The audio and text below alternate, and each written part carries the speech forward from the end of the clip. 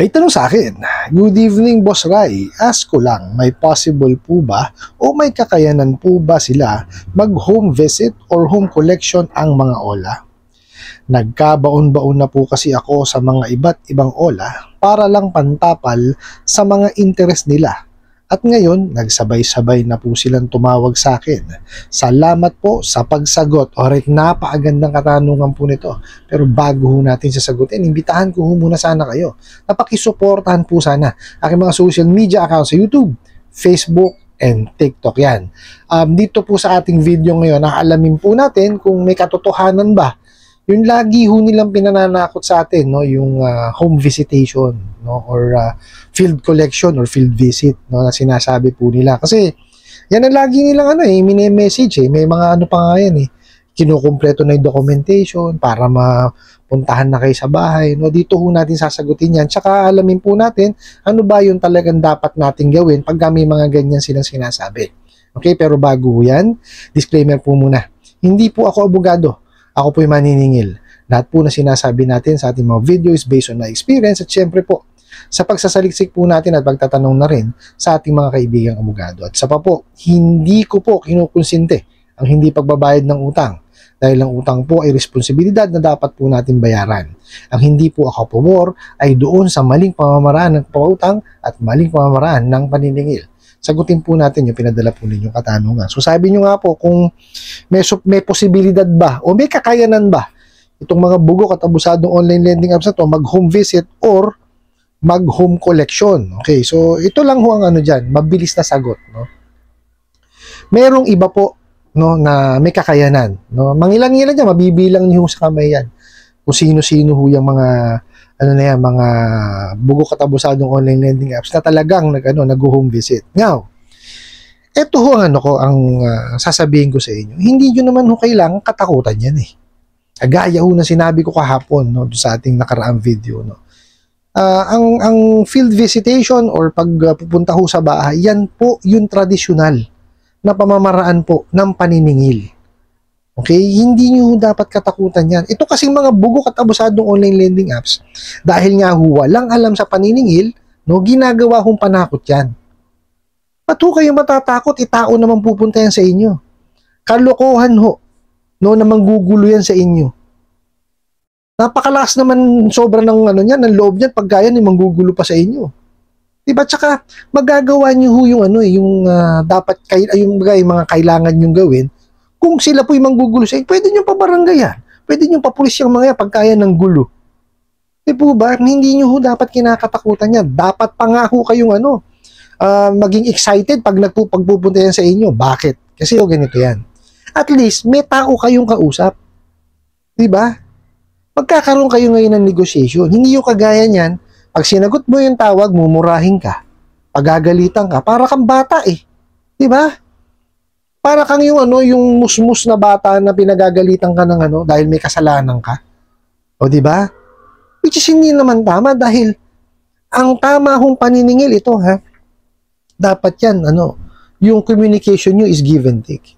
Hindi po pwedeng one way lang na lagi lang nasusunod is yung maniningil.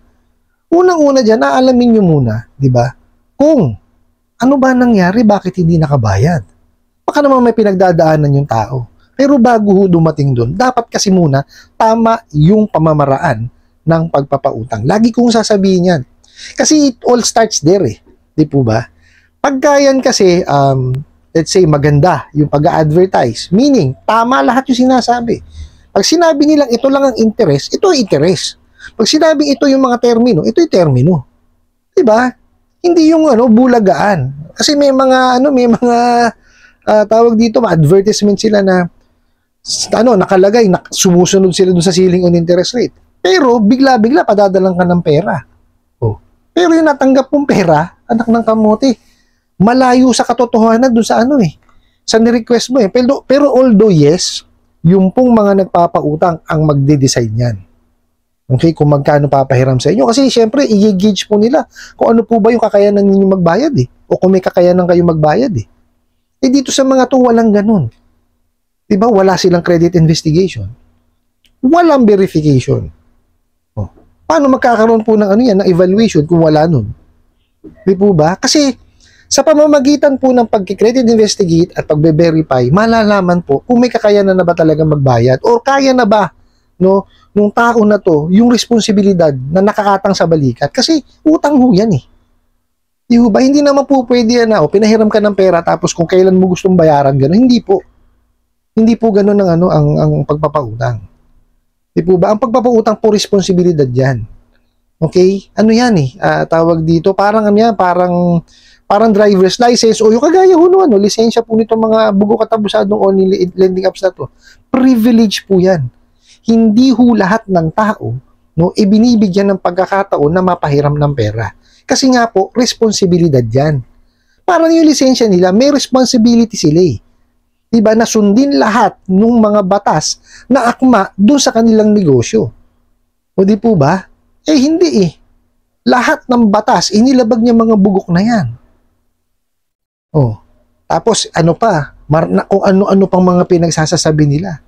Doon po nagsisimula lahat yan no, sa maayos at tamang pagpapautang. Kasi pag maayos yung pagpapautang, tama advertisement, tama yung proseso, at ang importante is yung The Truth in Lending Act. Dapat diniscuss or sinabi kung magkano yung halaga na napahiram at kung magkano yung interest, di po ba? Or pumapayag ba siya dun sa ipauutang. Di ba? Hindi po pwedeng disburse lang ng disburse yan eh. Kasi let's say, sige, ang request nyo is 10,000. Diba? Eh kung hindi nyo naman pala talaga kaya pang bayaran yung 10,000, so syempre, bababaan yan. Diba? Ito kasi mga bugok na atabusan ng online lending apps, papadalang ka lang kagad. Wala kang kaalam-alam. Pero yung tamang pamamaraan po ng pagpapautang, sasabihin muna sa inyo na, sir, hindi pa ako kayo na-approve dun sa ano eh. Or ma'am, hindi pa kayo na-approve dun sa nire-request nyo po 10,000. Ang na-approve pa lamang po sa inyo is 5,000 pesos. Or let's say 1,000 pesos. O diba? Tatanggapin nyo po ba? Pag sinabing hindi, tapos na ho ang transaksyon dun. Pero kung tinanggap, sige, tuloy. Ngayon, i-explain mo ngayon. Kasi po, ito po yan ha, ang idadagdag po natin na interest yan, ganitong ang ibabawas po natin yan na processing fee, ganito. Ang magiging amortization po natin, ganito. Pagka po tayo lumagpas sa ganito, penalty po natin, ganito. Ganyan. Ito po yung natin, yung termino natin, ganito kahaba. Dapat ganun. Hindi po pwedeng biglaan lang. Kasi pagka biglaan, paano mo malalaman responsibilidad mo? Di ba? So ngayon, pagka tatanungin ulit yan, tinatanggap nyo po ba? Pagka sinabi hindi tinatanggap, tapos. Pagka tinanggap, tuloy. Tsaka tayo magpirmahan. Diba? Pwede yung pirma, digital, electronic, or yung physical na pirma. Tinatanggap na ho sa batas yan. Okay? Dapat ganun po, tama yung pagpapautang.